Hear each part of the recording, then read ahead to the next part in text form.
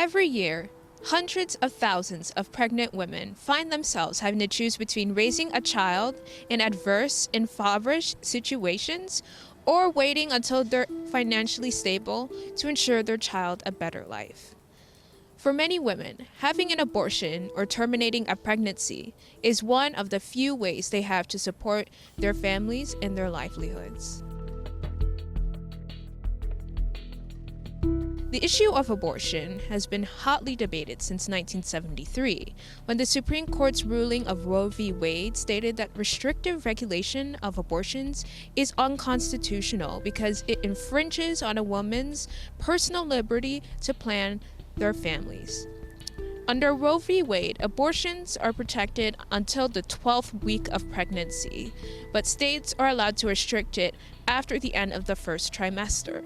As a result, abortions are legal in most circumstances, but state and federal governments threaten to overturn it with unconstitutional restrictive laws. We ask the Biden administration to be empathetic towards the reproductive challenges women face and appoint Supreme Court justices that will uphold Roe v. Wade in judicial matters. The next president should also help by introducing executive orders that allocate more funding to clinics and women's health initiative nationwide. This will ensure women will have the reproductive freedom to act in the best interest of themselves and their future children. Many women aren't able to access abortions equitably. In half of all states, women live in an area without abortion clinics. This puts women seeking abortions at a disadvantage, especially those who have other children to care for. According to the Gottmacher Institute, 59% of women who get abortions are mothers. Women come from all walks of life and have a variety of reasons for getting an abortion. So abortion is a key part of a person's liberty and equality and economic security, and everyone, no matter where they live, no matter their financial means, should have access to abortion when they need it. Though rape accounts for only about 1% of abortions, sexual assault remains historically underreported, so the statistic is likely higher, and this situation must be accounted for. Many opponents at the federal level, such as President Trump, say that abortions hurt families more than help. Trump has worked against abortion access by appointing conservative Supreme Court justices, such as Amy Coney Barrett, who have a history of opposing abortions in previous cases. In 2017, when Barrett was on the 7th Circuit Court of Appeals, she voted in favor of a law that would require doctors to inform parents of a minor who sought an abortion in the Box versus Planned Parenthood case. This put additional obstacles for young women, making them wait longer. According to the Associated Press, Trump has worked to overturn Roe v. Wade with his administration's Protect Life rule in 2019.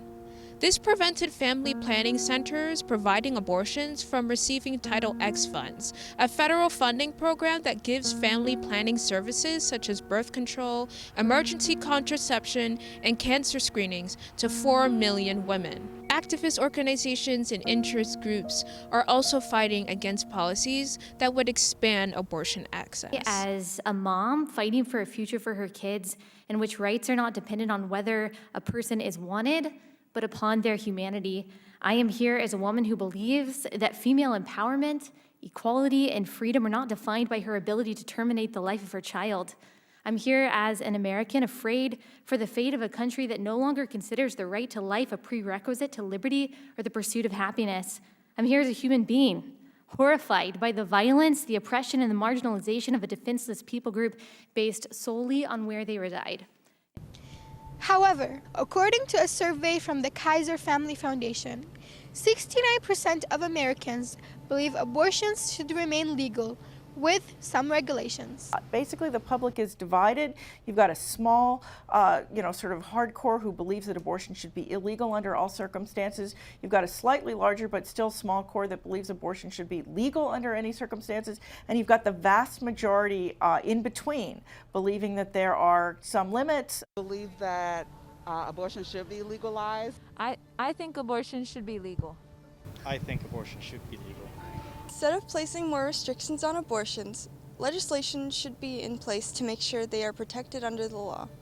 This is seen in Washington, D.C., where legislation keeps the right to abortion throughout pregnancy without state interference.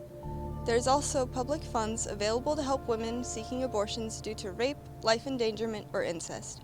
More federal funding needs to go to clinics that make sure women across the country, in each country, can access the reproductive health services they need.